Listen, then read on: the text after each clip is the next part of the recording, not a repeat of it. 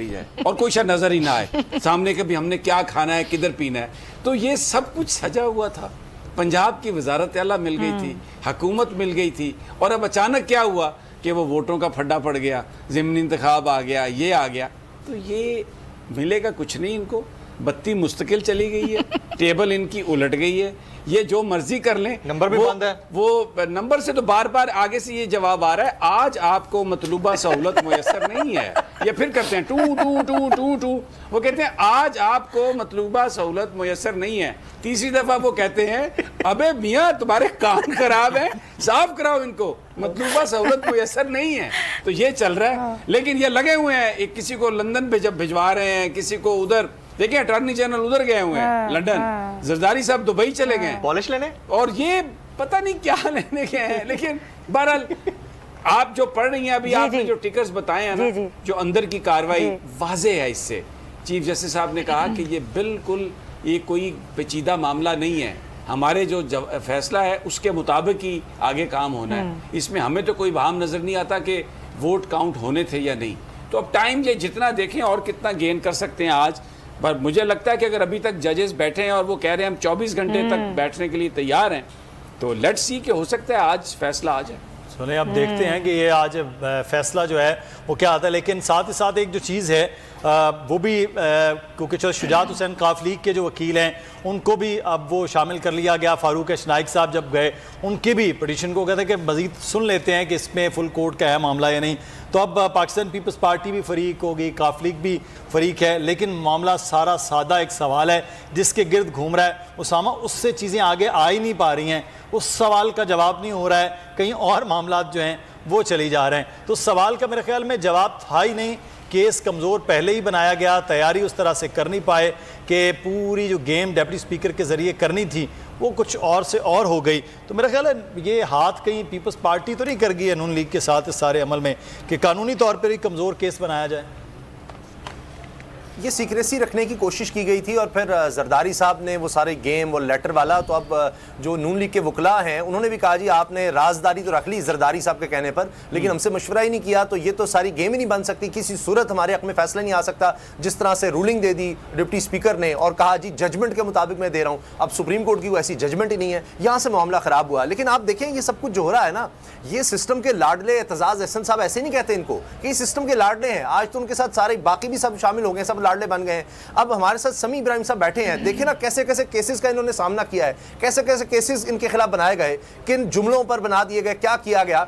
आपने कभी देखा मरियम साहबा या सारी पीडीएम की जमातें या ये अली वजीर साहब, ये मोहसिन दावड़, ये क्या क्या कहते रहे हैं ये लोग, और मियां नवाज शरीफ साहब क्या क्या कहते रहे हैं। ये सिस्टम के लाडले हैं, इनके लिए इतवार को अदालतें लगती रही हैं, इनको जनाब वो जमानत 50 रुपए के स्टैम्प पर जनाब बाहर चले जाएं, जेल में राउंड द क्लॉक जनाब 3 डॉक्टर मौजूद, उनके मौजूद। तो ये वो जो लाडलापन है, जमानत पर रिहा होकर अदालतों पर हमले, आप प्राइम मिनिस्टर हाउस का इस्तेमाल, सारे आकर बैठ जाएं, पूरे पाकिस्तान में आपकी चल जाएं, ये जो वो सिस्टम का लाडलापन इनको मिला ना, उसकी वजह से इनको ये हो गया कि जनाब हम जो स्याह सफेद के मालिक हैं, हम हुक्मरान खानदान हैं।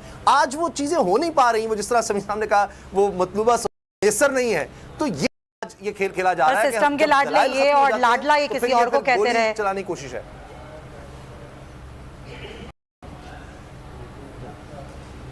जी जी जी मैं ये कह रही हूँ सिस्टम के लाडले ये और लाडला किसी और को कहते रहे। नहीं साबित करें ना किस तरह, वो तो जिसको ये लाडला कहते हैं उसकी तो हुकूमत ही चली गई। चीफ जस्टिस साहब ने खुद कहा हमने 5 जजों ने फैसला दिया दिन रात जनाब उस पर, कासिम सूरी साहब को तो बुलाया तक नहीं गया, उनको तो सुना तक नहीं गया, और वो सुओ मोटो था। और इसमें तो दरखास्तें गई हैं, इसमें तो डिप्टी स्पीकर को बुला रहे हैं कि जनाब आएं, तशरीफ लाएं, दिखाएं, वो लेटर लाएं, वो हमारी जजमेंट का पैरा, वो लाइंस दिखा दें। उधर से जवाब जनाब हमले हैं जजेस पर, ये हो गया वो हो गया, प्रेस कॉन्फ्रेंस है, हम आएंगे ये कर देंगे वो कर देंगे, हमारे साथ ये हो गया उस तरह हो गया। अब असल में इनको लग रहा है मामला चल नहीं रहा, अब ये विक्टिम कार्ड खेल के मजलूम बनना चाह रहे हैं और सारा कुछ जनाब ये कि जी हमें तो हर दफा इस तरह कर दिया जाता है। असल खेल पीछे ये है, इनसे कोई मामला नहीं चल रहा, ना कराची समझ रहा है, ना आप देखें कि पंजाब में जो सूरत हाल हाल है इस वक्त, गवर्नेंस की, डॉलर रुक नहीं रहा, मईशत का बुरा हाल है। अब ये निकलने से पहले ये सूरत बना रहे हैं कि जनाब देखें वो फलां हमारे खिलाफ था, फलां हमारा फोन नहीं सुनता था, इमरान खान के दौर में तो बड़ा कुछ किया जाता था, हमें उस तरह से नहीं किया गया। वो शहबाज शरीफ कहते हैं ना 30% भी हमें इतना लाडला बनाया जाता तो हम ये कर देते वो कर देते। अब ये गेम दूसरी तरफ ले जाना चाह रहे हैं इदारों के खिलाफ। अभी ये इन्होंने सुप्रीम कोर्ट के खिलाफ मास खोला है, अभी आगे एस्टेब्लिशमेंट। अच्छा, ये उसामा जरा दोबारा हम बताते हैं, बंदा जो समात हो रही है ना उसकी अपडेट्स भी हमारे पास आ रही हैं, वो बड़ा जरूरी है अपने नाजरीन को देना। तो ये कहा चीफ जस्टिस ने कि केस को तूल देने की जरूरत नहीं है। इरफान कादिर जो है वो ये कह रहे हैं कि अगर अदालत कह दे कि मुनारिफ अरकान का वोट शुमार होगा तो फिर तो मामला खराब हो जाएगा। इरफान कादिर ने यह भी कहा कि नजरसानी केस को इस केस से अलग नहीं कर सकते। इरफान कादिर ने कहा कि वजीर कानून साहब को सुप्रीम कोर्ट में इस्तदा करने की जरूरत नहीं है, हमारी अदलिया इस तरह के मामलात में यकसू हो तो मामलात आसान हो जाएंगे। इरफान कादिर की मैं आपको गुफ्तगू बता रही हूँ, ये मत समझें कि मैं सुप्रीम कोर्ट पर तनकीद कर रहा हूँ। फिर उन्होंने ये कहा कि अवाम का सुप्रीम कोर्ट पर एतमाद बरकरार रहना चाहिए। फिर सुप्रीम कोर्ट ने डिप्टी स्पीकर के वकील इरफान कादिर को इधर उधर की बातें करने से अब रोक दिया। उन्होंने कहा कि जो जवाब मांगे जा रहे हैं वो जवाब आप दें, इधर उधर की बातें नहीं करें। अच्छा, उससे पहले चीफ जस्टिस ने कहा कि हमारे मुल्क में अच्छी तर्ज हुक्मरानी बहुत अहम मामला है। हमने वफाकी हुकूमत के केस में आज खुद नोटिस लिया। हमारी नज़र में स्पीकर साहब ने आर्टिकल 95 की खिलाफ वर्जी की है। तो ये सारी चीज़ें भी हम ज़रा अपडेट कर दें। जी समी साहब। देखिए, ये बड़ा इंपॉर्टेंट है जो चीफ जस्टिस साहब ने कहा है कि इस मामले को तूल नहीं देना चाहते। तो ये एक उनकी इंटेंशन नज़र आ रही है कि वो जल्द इसको समेटना चाहते हैं। और वैसे भी हमजा शहबाज को जो अबूरी वज़ीर आला बनाया गया ट्रस्टी, वो 25 तारीख आज तक के लिए था।